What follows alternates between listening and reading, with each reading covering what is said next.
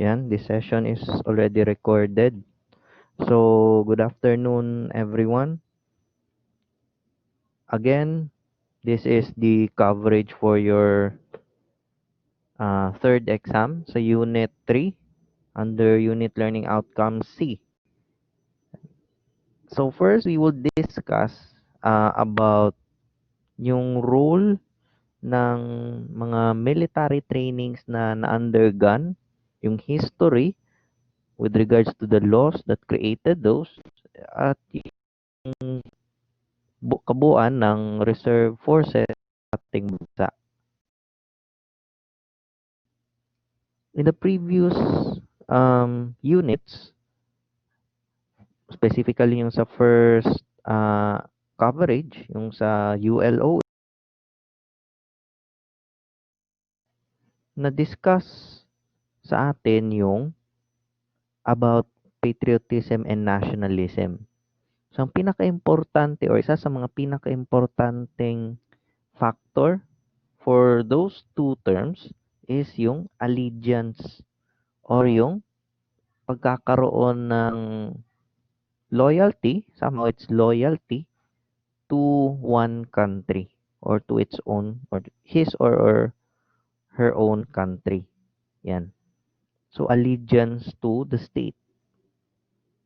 So the question, primarily, paano yan ginagawa? How can we show, how can we prove allegiance to the country? So of course, it is not just the physical allegiance. Yan, yung mga documents na Pilipino ka, birth certificate ka, meron kang Pilipinong magulang, or meron kang isa sa dalawang magulang mo, Pilipino, or you were naturalized or you were born in the Philippines. Hindi lang doon.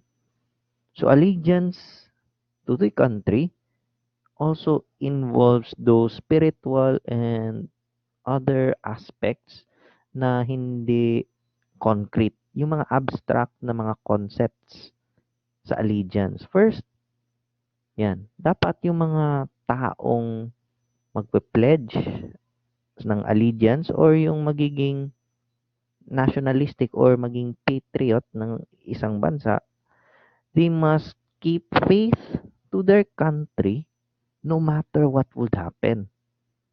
So, isa yan sa mga bagay or mga factors na kung saan nakikita ng mga intellects or ng ibang mga researchers na yung patriotism sa ating bansa ngayon, hinay-hinay ng mawagtang. It's because we have Filipinos, literally Filipinos by birth, by blood, or naturalized. Those Filipinos who consider themselves Filipino dahil pinanganak sila sa Pilipinas. But basically, yung mga taong nagsabi nyon, kahit na Pilipino sila, pero hindi sila nagkakaroon ng tiwala sa sistema ng ating bansa, sa sistema ng gobyerno dito sa ating bansa.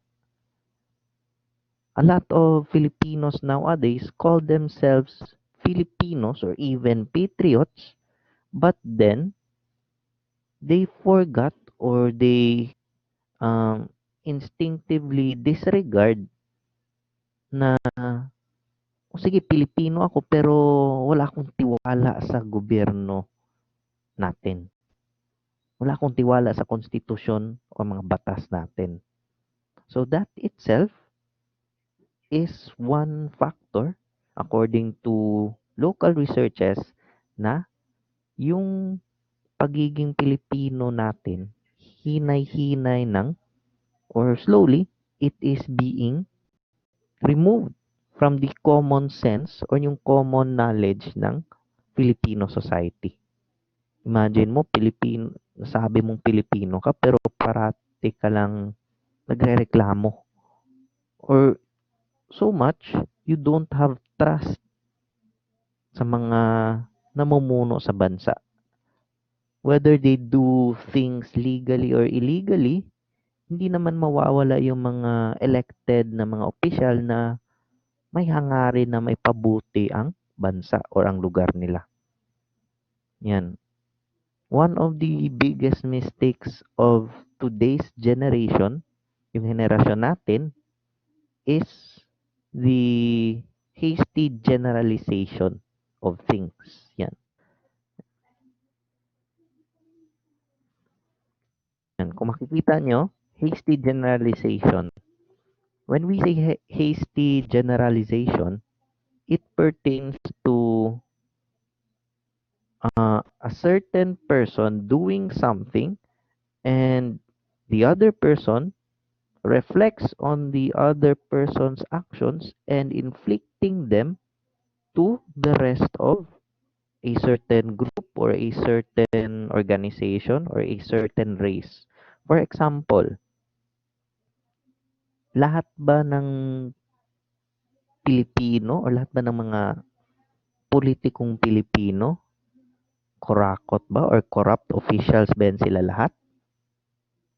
If a person says yes, lahat sila, then that is the problem of hasty generalization. Kung saan nilalahat na ng tao ang mali ng isa. So, from that factor, ironically, those Filipinos who says or who have said na Pilipino ako, pero ayaw ko sa namumuno. Yan yung tinatawag na irony. Or kumbaga, tinawag mo sarili mong Pilipino pero ayaw mo sa namumuno, 'di ba? Whether we like it or not, kung sino ang nahalal diyan, siya ang mamumuno. And we are subjected to the laws with regards to our country or our government, 'di ba? May constitution tayo. The allegiance to our country does not only mean na yan protektahan mo, you would love your country, you would love your culture, you're privileged being a Filipino, but also allegiance to one country is very important.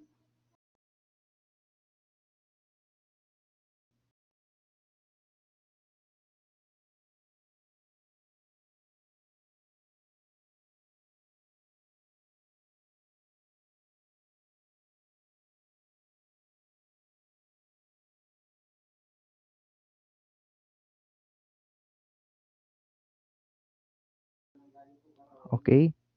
So, are there any questions with regards to allegiance? Yan yung pinaka-importante sa atin.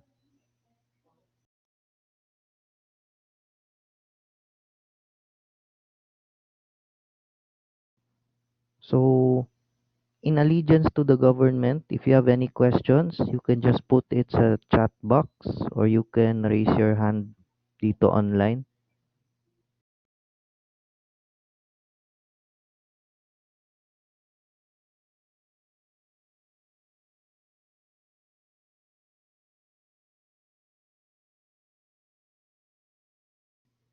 Meron bang questions?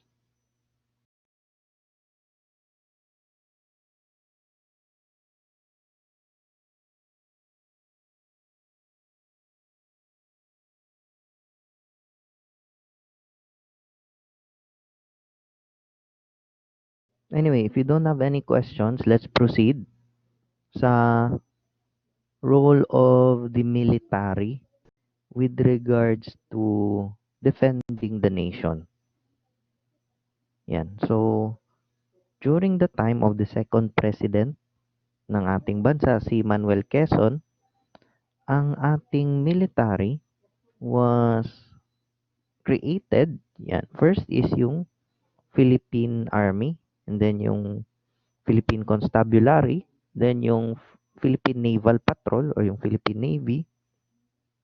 During the 1935 Constitution, yung pinakaunang batas na nilagdaan ni Presidente Quezon was to have better men which are trained and ready to defend the country dahil alam ni Presidente Manuel Quezon before 1935 or even during 1935 na merong mangyayaring emergency or may mangyayaring giyera na kung saan magiging isa sa mga players or madadamay ang bansang Pilipinas. So, because of his understanding of the international conflicts and of course his desire to protect the nation para maiwasan na maulit-ulit ang pag-colonize sa atin, he created a law which it would support the active duty military in protecting and defending the country. Yan. Because once magkakaroon ng giyera, meron talagang mga damages. So, during the Commonwealth era, nung panahon ni Manuel Quezon, the military service leaders together with the executive branch created the law, which is, yun ang ipa-research ko sa inyo, yung National Defense Act of 1935 or yung Commonwealth Act number 1, which is provide providing the country of an auxiliary defensive force to protect the interests of the nation. Yan. So, primary point of emphasis sa nasabing batas is yung tinatawag na Citizens Armed Forces or yung tinatawag natin ngayon na Reserve Forces. Okay? So, as we all know, yung mga nasa law enforcement, yung mga nasa military, ang kanilang image sa mga common na mga tao or the common society is that they are disciplined and strictly obedient to the orders of their commanders or their senior leaders.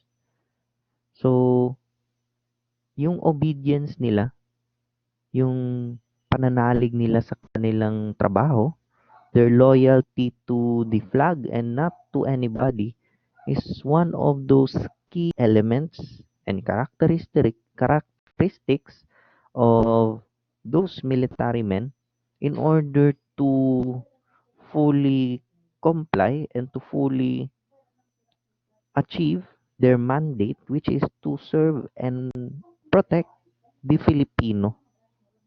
Yan. And of course, the interests. So one of those factors ng military is loyalty. Yan. So ang loyalty na sinasabi dyan, faithfulness and consistency sa ginagawa, not to anyone, but to the flag. So yung pananalig or loyalty ng isang parte ng kasundaluhan or ng law enforcement or even the citizens armed movement, yung loyalty nila ay para sa bansa at hindi sa kung sino man. Ika nga, there was this famous saying, governments is actually, or the government society is actually under the rule of law, governed by the rule of law and not by rule of men. Kaya may batas. Tinatawag tayong Pilipino, tinatawag si Makamay na Pilipino, tinatawag akong Pilipino, tinatawag kayong Pilipino, not because meron kayong birth certificate, not because you are living in the Philippines. Anyone who stays here can be called a Filipino kung ganyan. But because our laws creates characteristics and requisites of being a Filipino, and those laws are the ones which govern us and our country. Yung loyalty ng mga nagdedepensa sa isang bansa is not to anyone but to the rule of law. Yung loyalty nasa bandila, hindi sa namumuno. That is the concept of democracy. Okay? So, sa loyalty, it is not winning battles, but winning the whole war or the whole cause. For example, ngayong pandemic, ang ating kalaban ay sakit. Sakit na hindi natin nakikita, hindi natin naamoy, at nararamdaman lang natin. The loyalty to our country during this period is being faithful that our country and its leaders could survive and overcome this problem. Yan yung iniisip ngayon ng mga nasa military at law enforcement. Not because of the leader, not because of the president talaga. He's just there to lead and create orders. But the loyalty is that the Philippines, the Filipino people can overcome the problem if we can be stronger and will be united. Yan. Democracy tayo, we can do what we want. And it is considered illegal. It is prohibited by law. Okay? So, yan yon. Next is obedience. So, in this second factor, sinabi ko kanina, even sa ROTC, you were already indoctrined or we were already indoctrined of the term obedience and discipline. Kung saan, kung anong commands, anong utos nila, susundin natin. Yan. The thing with obedience is that yung taong sumusunod sa orders or sa instructions would have that trust sa kanyang superior o yung sa mga commanders.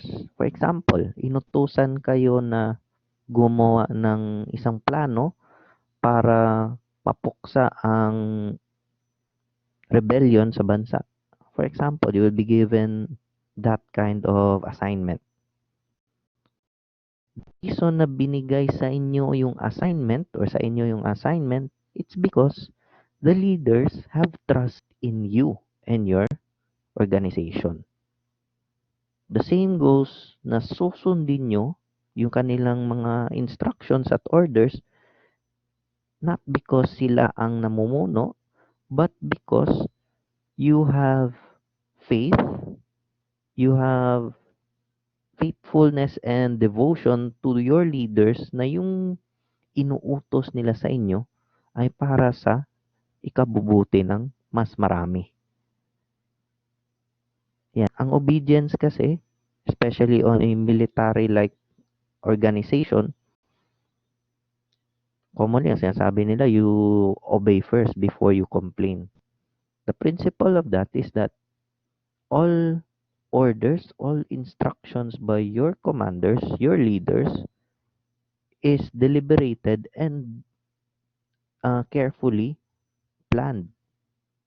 Kaya yung pag-implement ng plano through giving instruction sa inyo is for the better of the whole. Yan. At hindi na yan magse-second guess yung mga lower officers kasi alam nila na yung tiwala na binigay sa kanila, kailangan nilang maibalik kasi kung hindi nila maibabalik yung tiwala, hindi nila magagampanan yung kanilang trabaho, maraming buhay ang mapupunta sa alanganin. So that is the concept of obedience. Yan. It's not because meron siyang interest or may ganito siya, ganyan. It's because obedience is a two-way street. cannot do one if you cannot do the other. Okay? Next, courtesy. Yan. So, courtesy, yan, courtesy, an expression or manifestation of consideration for others. Kumbaga, alam mo ano ang nangyayari sa kapaligiran mo at yung mga aksyon na gagawin mo o gagawin nyo ay para sa ikabubuti ng marami at kinokonsidera yung mga sitwasyon ng iba. Courtesy. For example, you are a police officer, naka-assign ka sa isang patrol beat, and then meron kang nakitang mga matatandang pulubi na naglalakad, and then sa tingin mo ay kinakailangan ng tulong. So, your duty is not just to defend against the enemies, but also social services. Nandyan ka para matulungan yung mga taong nangangailangan ng tulong. It's not everyday na action. Yan. That's why there's courtesy, consideration, and compassion to others. But even though there is compassion to others, there is still strict adherence sa military discipline or military-like discipline. Yan. So it must be observed not just by one but the whole of the organization. Kasi kung mas orderly or merong orderliness ang isang organization, mas maraming capabilities ang magagawa nila at walang taong may iwan or mali-left behind. At yung mga mandato na iginawad sa kanila sa batas, magagampanan nila ng matiwasay. Okay? So, that's already understandable. Next, by the way, do you have any questions?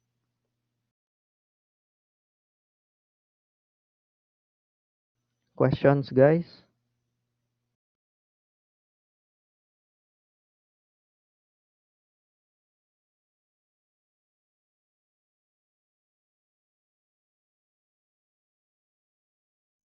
Anyway, later, meron akong i-announce na ipa-research na ako sa inyo, ha? I-announce na ako niya before mag-end ang session.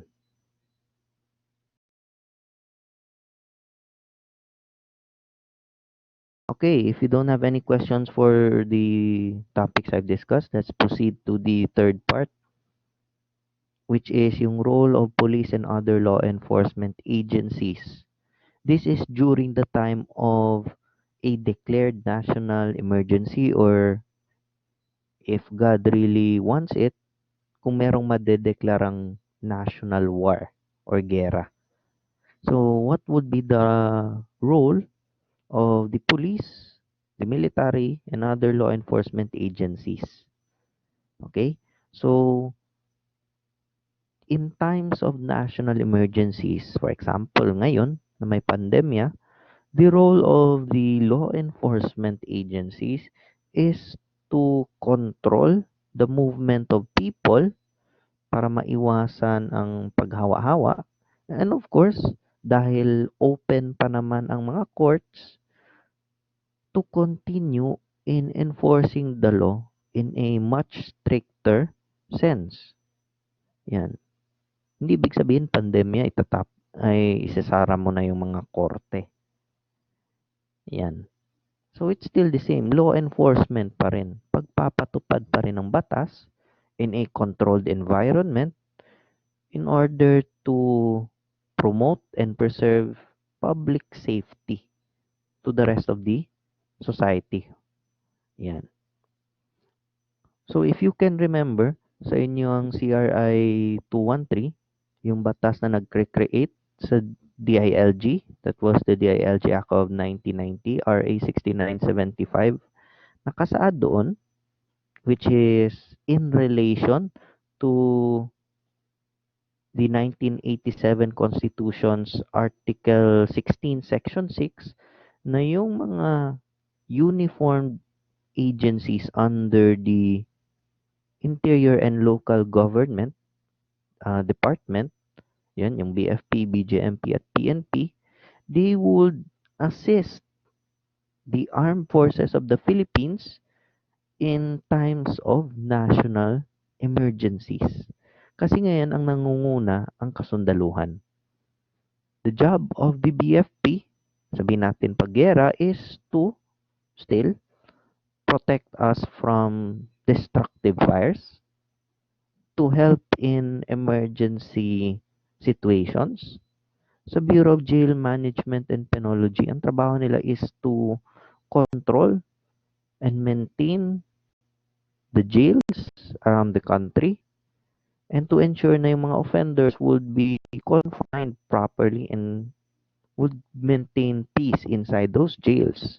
While sa PNP naman, yan na yung law enforcement, prevention of crimes, deterrence of crimes, and of course, successful investigation of the occurrences of crimes or certain crimes. Yan. So, all in all, other law enforcement agencies mag-assist sa primary mover during times of national emergencies, yung AFP. That is according sa mandate ng DILG, mandate ng mga agencies under DILG, and under Article 16, Section 6 ng 1987 Constitution. Mao na ang atong batakang balaod. Okay? So yun, na-mention na yan sa RA 6975. Kailangan nyo na lang i-basahin ulit. Okay? So, don't worry, magbibigay naman din ako ng mga documents para meron kayong mabasa. Okay? So, during national emergencies or during the times of war, kailangan mo na magkaroon ng declaration ng president and would further be seconded and declared by Congress. Yan. Yung Congress, yung ibig sabihin yan, yung both houses. Yan. Kasi kung meron silang declaration or may gagawing batas, kailangan mo na magkaroon ng conference o yung pagsang-ayon ng dalawang sangay ng legislation or legislative body. Yan. So, ang gagawin yan, kung magkakaroon ng, God forbid, a conflict with China, if the Philippines would want to go to war, that would be illegal. But if we are, shall we say, yung madadawit sa gera, and we have no choice but to retaliate, the Congress, upon the recommendation of the President and the Secretary of National Defense, yung both houses ng Congress would have what we call a bicameral conference na kung saan lahat ng mga senador at kongresista magboboto and would give the reasons bakit kailangang magdeklara ng gera or hindi. So, yan. Sabihin natin merong national emergency, which again would be declared by the Congress. So, in national emergencies, whether it's for disaster or yung kagaya ngayon, pandemya or war, according sa United Nations and of course, according sa mga early versions ng Constitution natin, as originated by President Manuel Quezon, kailangan na yung ating mga kababayan na hindi parte ng military o hindi parte ng gobyerno, kailangan tulungan ang gobyerno. Because as we all know, every government merong shortage, may shortcomings. So, asan kukuha ng manpower at ng capabilities ang gobyerno? Obviously, sa kanyang mga tao. So, Manuel Quezon, before World War II, envisioned that the Philippines would have not just trained men in active service, but also trained men who are ready to defend the country ready to maintain its peace and order, and also to prevent any other untoward incident. Yan. Whether tulungan nila in a medical profession, whether they would help the government sa kanilang mga industries or fields, yung basic and collective goal is para mapabuti ang pamumuhay ng mga tao kahit may national emergency. So, of course, ang government asan kukuha ng pondo, asan po kukuha ng capital, de of course sa kanya ding mga citizens. That's why merong citizens armed forces. As we all know, the military and the law enforcement has a limited number. Yan, for example, ang military natin almost 320,000 lang. Hindi pa kasama yung reserve dyan. Ang PNP around 160 to 170,000 personnel lang. So how would those um, agencies of the government, those units of the government, defend the whole of the country? Hindi naman nila masasakop lahat eh. So, nakita ni Manuel Quezon na kailangan may maitulong din ang sambayanan or ang taong bayan. So, he enacted Commonwealth Act number 1 or yung National Defense Act of 1935. That is the first law created by President Quezon after the enactment of the 1935 Constitution. Yung National Defense Act kasi, it, it lasted very long, even up to the 80s, na kung saan yung ating kasundaluhan in times of emergencies would be augmented by what was called graduates ng PMT. Yung PMT is the Preparatory Military Training. Yan yung predecessor or nanguna before siya tawagon na ROTC.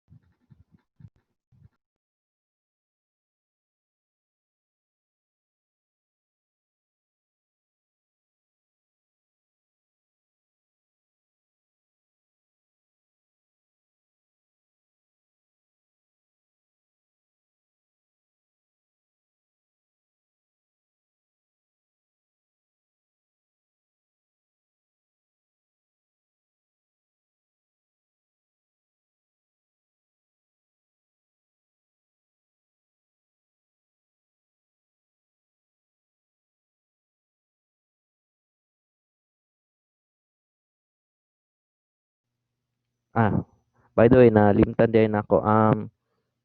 Kaning NSTP,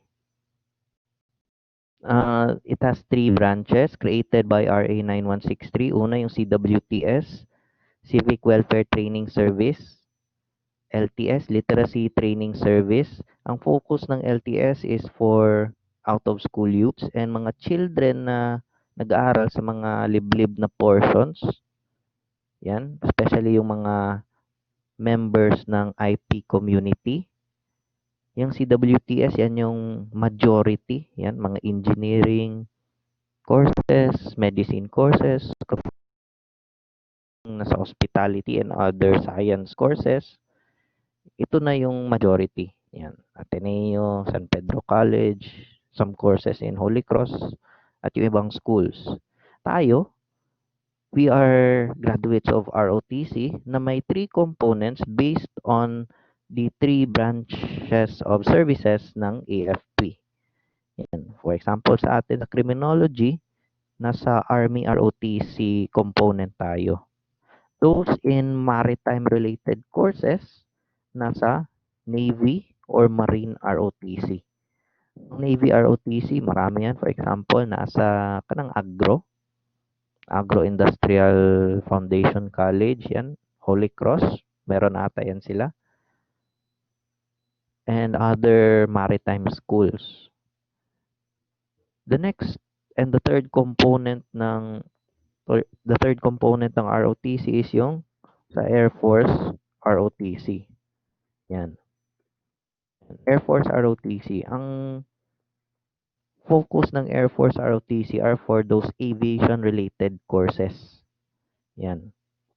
Aviation engineering, aviation management, yan.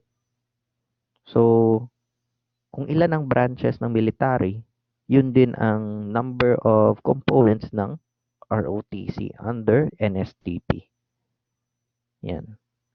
Na-create ang NSTP around early 2000s kasi nakita ng gobyerno na napakaraming abuses sa ROTC nung mandatory pa yan sa lahat ng collegiate courses. So, napakaraming pang-abuso, mga kontrobersiya.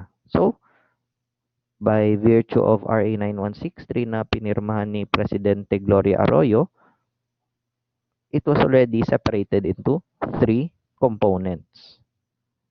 Okay, sa CWTS, mama na, tree planting na, kanang mga social welfare services. Dito yan. LTS, this is basically improving the literacy and numerical ability ng enrollees.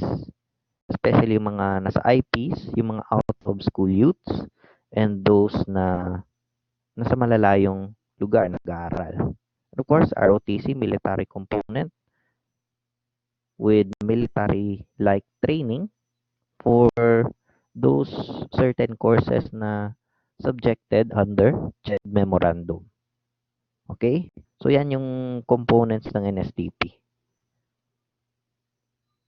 Okay? Do you have any questions with that?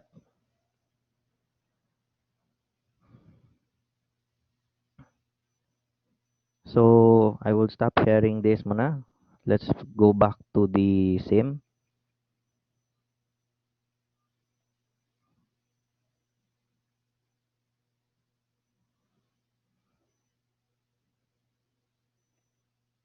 Okay. So, again, yung PMT na sinabi ko kanina was created by virtue of the National Defense Act, yan, of 1935, pinirmahan ni Presidente Manuel Quezon because he saw the need that the Philippines might go into war and we need people who are trained to defend even though hindi sila active service military members.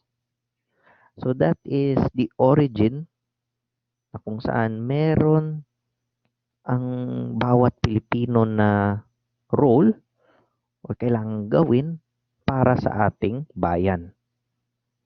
Okay? So, basically, that is our role.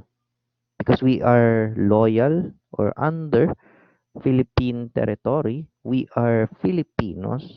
Basically, the last resort ng government to protect its sovereignty and freedom is to defend it physically. Yan. So that is one of the basic components of a society. Yung credible and able na national defense. Okay? So, next meeting, that will be, I think, Friday. I-discuss na ako ang rest of the topics. Yan. We will talk about the reserve force, yung citizens armed forces, and yung categories and classifications niya. Okay? So, before tamo i-release, I will give you something to research kung naamoy vacant time. These are the topics that you should research. Research on the following. Yan. So first na dapat nyong ma-research is about yung National Defense Act of 1935, yung predecessor ng ROTC. Yan. National Defense Act of 1935 is the Commonwealth Act number 1. Yan. So next, the next law or special law na inyong i-research is yung formal creation ng NSTP sa ating bansa or National Service Training Program Act. NSTP law of the National Service Law of 1980. Yan. So, hindi yan yung it is the National Service Law of 1980. Yan ay ang ED 1706. Yan. National Service Law or yung PD 1706. And the third one, yan na yung current NSTP law. NSTP law of 2001 or NSTP Act of 2001. Yan. So, anong batas yan? That is RA 9163. Okay?